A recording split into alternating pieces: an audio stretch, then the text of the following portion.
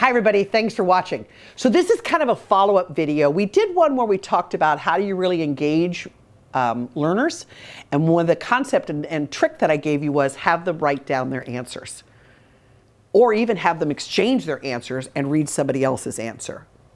The follow-up to this is what do you do when someone reads their own answer or someone else's answer that is not right? You can't just let that lie. But what do? Do you know how the best teaching happens? It's when we figure out on our own that it's wrong, not because somebody else told us it was wrong. So if someone says something of their own or of someone else's that they read and it's so wrong, ask the group. Just pause. Give me a counter to that. Even some students will start saying, but Ms. Tooley, you know that's wrong. Ms. Tooley, that's not wrong. I don't know anything. I just heard an opinion. I'm game to hear another one. And then what you do is keep searching, keep listening to other voices until you start to think, yep, we're going very good. We are headed down the right road. Good, good. Look for other things that'll keep the boat paddling down there. Don't disrespect the wrong answer that you heard.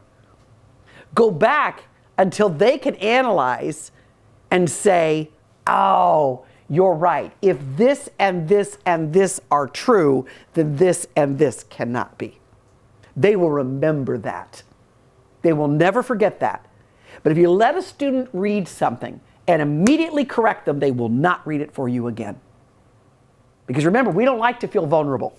So the fact that they've even read you the answer, the fact that they've even shared it with you is kind of opening themselves up going, am I safe? Am I safe?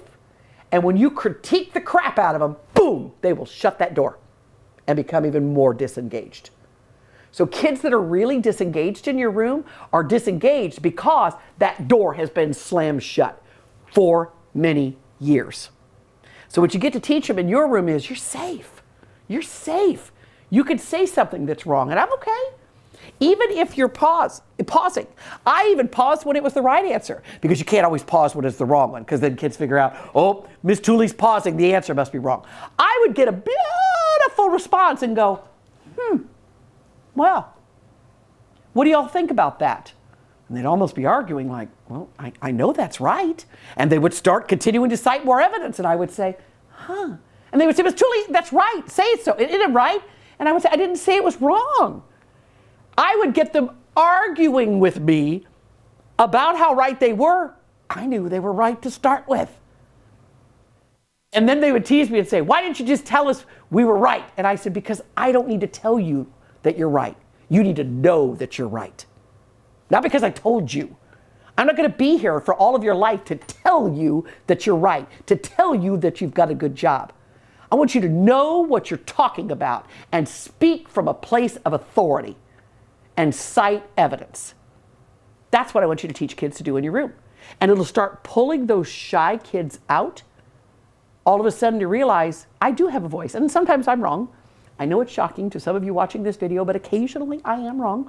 Ask my husband, every now and then I am wrong. But I learn sometimes equally as much from being wrong as what I learn from being right. Give students an opportunity to have a voice where they're safe having that voice, and you won't have shy learners in your classroom. Give it a shot. Let me know how it goes. I can't wait to see how it's working for you. Thanks for watching, everybody.